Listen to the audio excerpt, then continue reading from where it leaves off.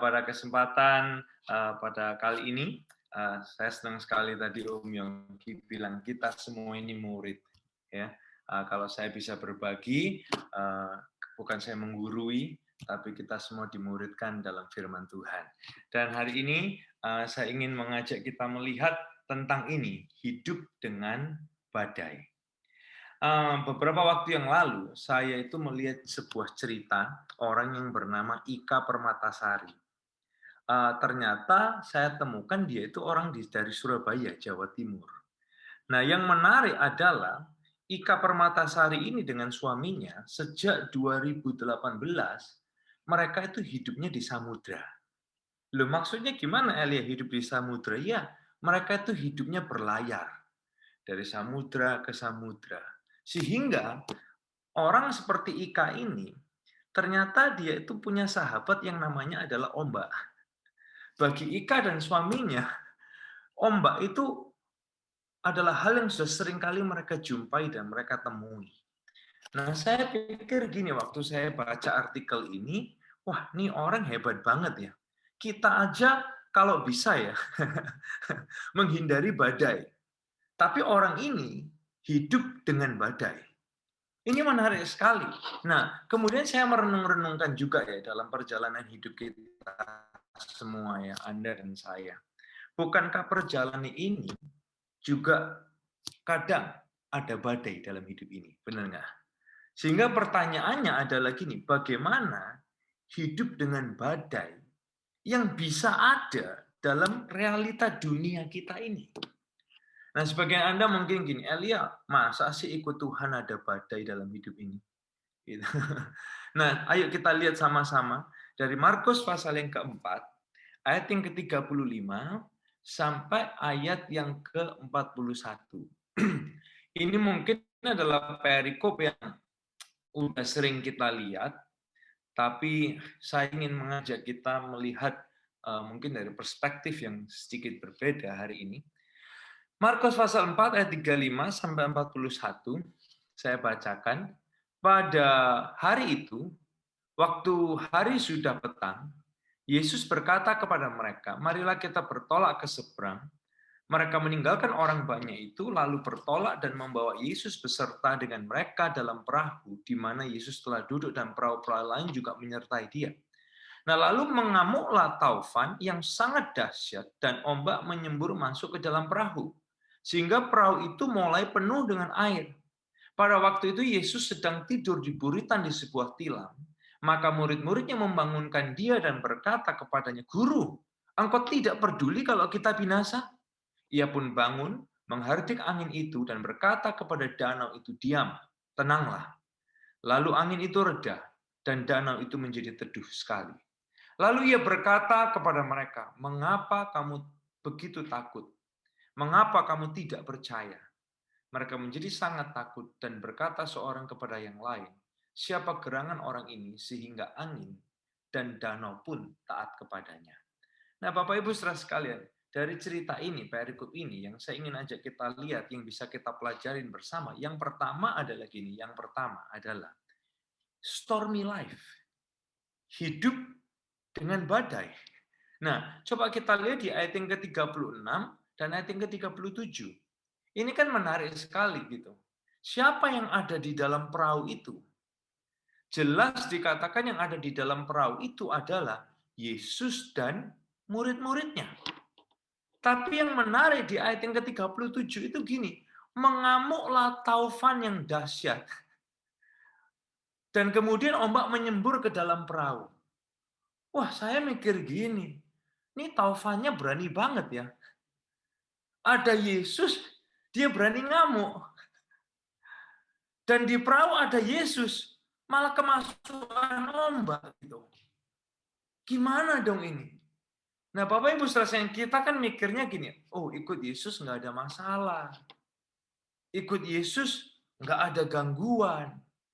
Tapi kalau kita lihat cerita ini, Bapak Ibu saudara sekalian, alam itu ternyata dia nggak pandang agama ya. Oh, kalau kamu Kristen, aku nggak berani deket tuh sama kamu gitu. Ombak ternyata dia nggak pandang agama loh. Wah, Kristen ya, pengikut Kristus ya, maka saya nggak berani dekat.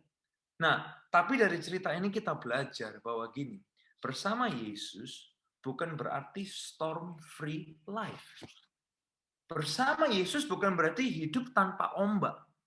Bahkan dikatakan di ayat yang ke-37, ombak itu menyembur sampai masuk ke dalam perahu. Sehingga perahu itu mulai penuh dengan air. Wow, saya waktu ngerenungin ini, mungkin inilah kehidupan sebagian kita hari-hari ini. Kita kena badai hidup, badai tantangan, badai kesukaran, dan lain sebagainya. Kadang bisa bikin perahu kita itu jadi kacau. Mungkin keuangan kita bisa kacau. Stabilitas hidup kita kacau. Kesehatan kita mungkin bisa kacau. Iman dan pengharapan kita bisa kacau. Tapi dari cerita ini, kita diajak sama-sama merenungkan di momen ini. Inilah realitas hidup di dunia. Stormy life. Hidup yang ada badai. Terus gimana dong Elia kalau gitu? Nah, kalau saya boleh bilang gini, makanya jangan kerasan di dunia ini. Karena dunia ini hanya sementara. Hidup kekal kita itu di surga mulia. Amin.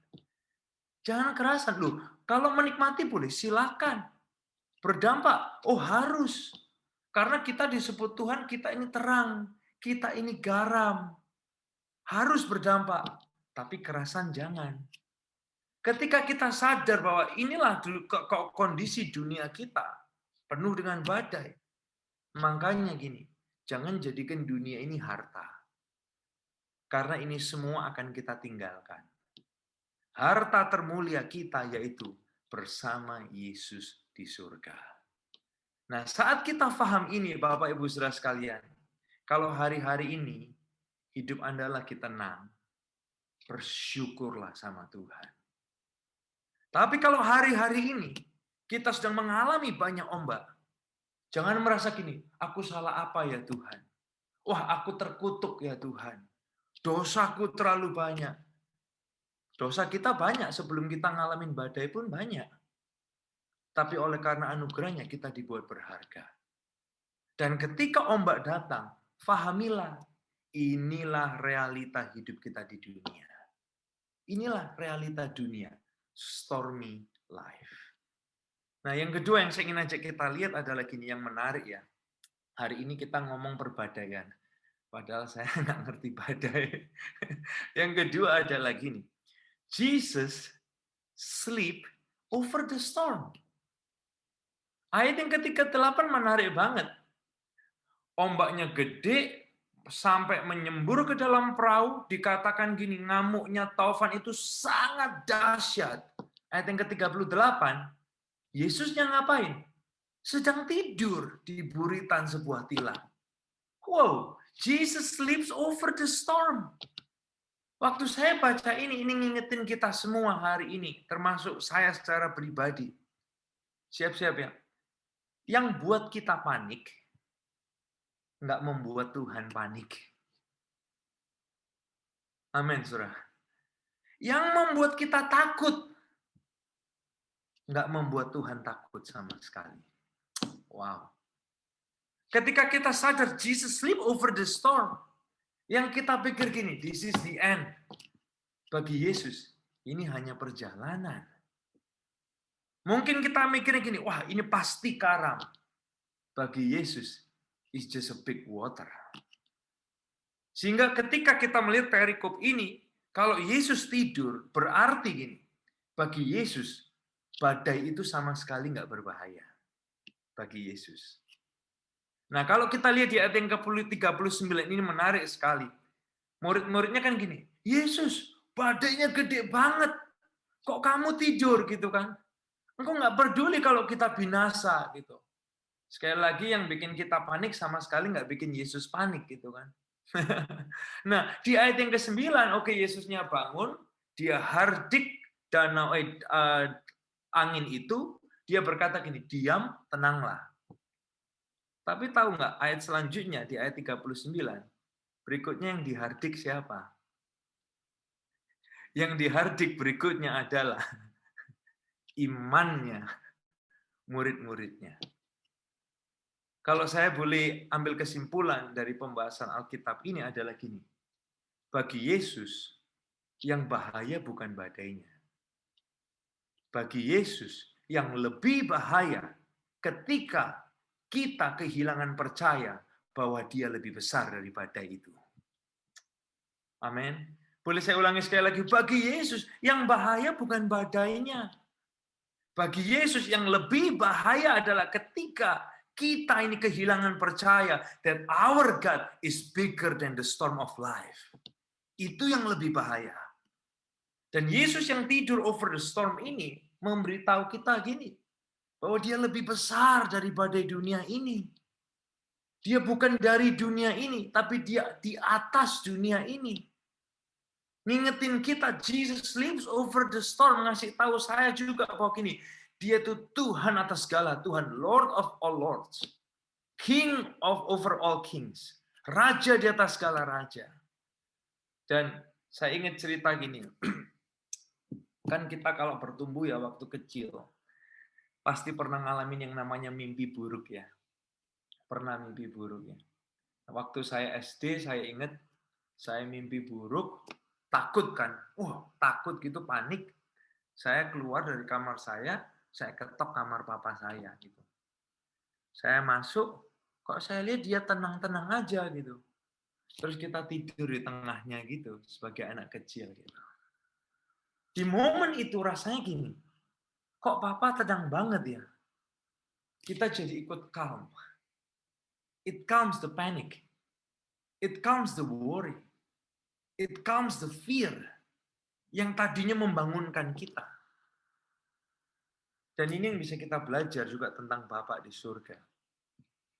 Saat kita menghadapi badai hidup, yuk kita lihat Bapak yang di surga. Kok Bapak tenang banget ya?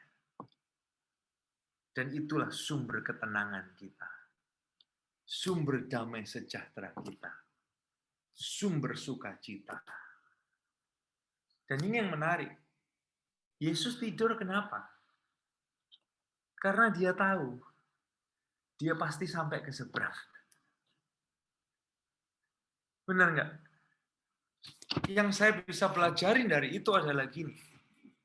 Kalau Dia mau tutup pintu, nggak ada yang bisa buka. Itu yang kita pelajarin dari Alkitab ya.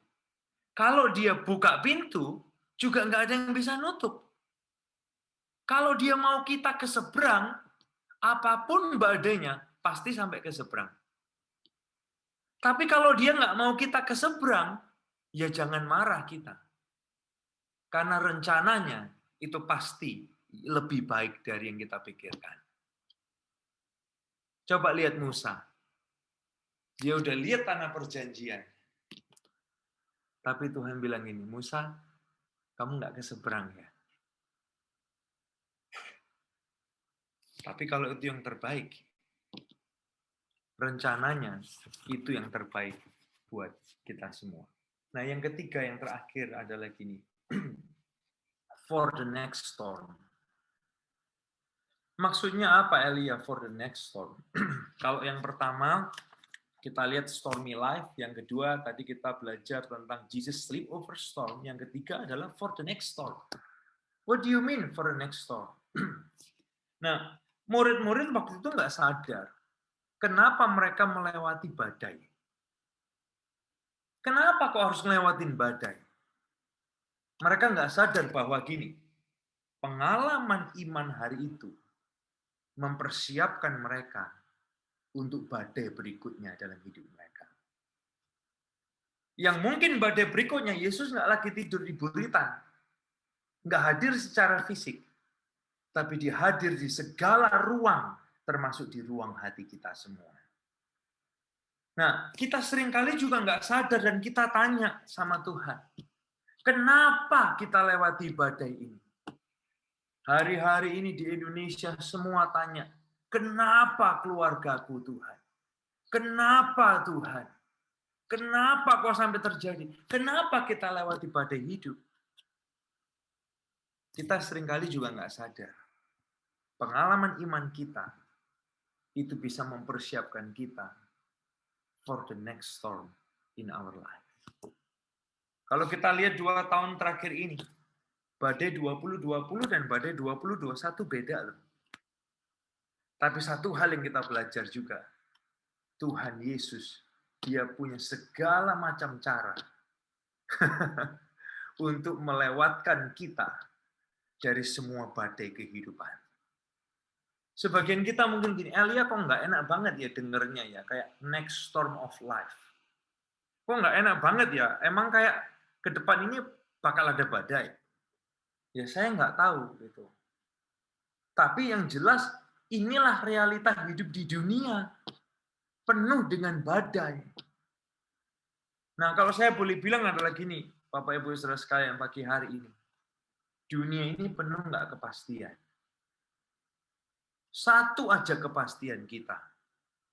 Jesus is with us. Di atas gunung, dalam kesukaan, selama Yesus bersama kita, that is the best. Kalau di atas gunung, dalam kelapan, dalam kelimpahan, nggak ada Yesus, kosong kita, sama aja, benar nggak? Berarti juga gini, di bawah lembah, selama Yesus bersama dengan kita, that is the best. Angin tenang, selama Yesus bersama dengan kita, that is the best. Ngapain angin tenang kalau nggak ada Yesus? Kita akan mencari arti hidup di banyak hal. Kita bikin ombak sendiri sampai. Tapi kalau angin badai besar sekalipun, seperti yang dialami murid-murid, di atas perahu itu dengan badai besar, selama Yesus bersama dengan mereka, that is the best. Di dunia ini, selama Yesus bersama kita, heaven on earth, that's the best. Kalaupun kita harus meninggalkan dunia ini, bukankah ini realita? Selama kita pergi bersama dengan Yesus, that's even better. Makanya Paulus berkata apa? Kalau hidup itu Kristus, kalau mati itu untung. Dan bukankah ini keuntungan orang ikut Yesus? Kita nggak bisa mati. Kok bisa ya lihat? Kita hidup di dunia ini, kalau kita harus mengembuskan nafas terakhir di dunia ini, kita hidup bersama Yesus di kekekalan. Selama-lamanya, bukan temporary. Bahkan kalau kita lihat dari cerita Daniel, Sadrak, Mesak, Abednego, di dapur api, mungkin doa kita gini, matiin apinya Tuhan. Tuhan nggak matiin apinya. Tuhan hadir di dalam api bersama dengan mereka. And that's the best, Bapak Ibu Saudara sekalian. Kalau saya mikir gini, orang Israel menghadapi Laut Merah. Kok Tuhan nggak singkirin lautnya? Gitu. Tuhan belah aja. Dia hadir di sana. Wow. Apapun yang kita lewati hari-hari ini. Dunia ini penuh nggak kepastian. Ini yang kita semua alami hari-hari ini. Satu kepastian kita semua. Jesus is with us. So inilah realita dunia kita. Dunia yang penuh dengan badai. Bagi saya mungkin juga nggak mudah, bagi kita semua juga nggak mudah. Tapi apa sih aplikasinya? Apa yang bisa kita lakuin, Elia? Yang pertama simpel aja. Jangan kerasan di dunia. Berdampak harus. Menikmati boleh nggak? Silahkan. Tapi jangan kerasan. Karena dunia ini sementara. Hidup kekal kita itu di surga selama-lamanya. New York keren. Tapi surga lebih keren. Amin. Yang kedua, being with Jesus is the best. Kalau Jesus sleep over the storm, you want to hang out with this kind of person. It's amazing. Yang buat kita panik sama sekali nggak buat dia panik. Dan dimanapun kita berada, on top of the mountain, even in the very low valley, as long as He is with us, that's the best. Di dalam api sekalipun, selama Dia bersama kita, that's the best place. Yang ketiga, pegang Tuhan in your next storm. Pengalaman iman kita bersama Tuhan di badai kemarin, it will equip us and prepare us for the next storm in life. Always remember, kalau dia bisa belah laut itu dan hadir di sana, dia juga bisa belah laut berikutnya and be there with us in the next storm. Saya cuma berdoa hari ini kita semua sadar, God is with us. In the morning He's with us. Di siang hari He's with us. In the evening He's with us. And that's the best place we want to be. Thank you buat kesempatannya hari ini. Tuhan berkati kita semua dan kuatkan kita semua.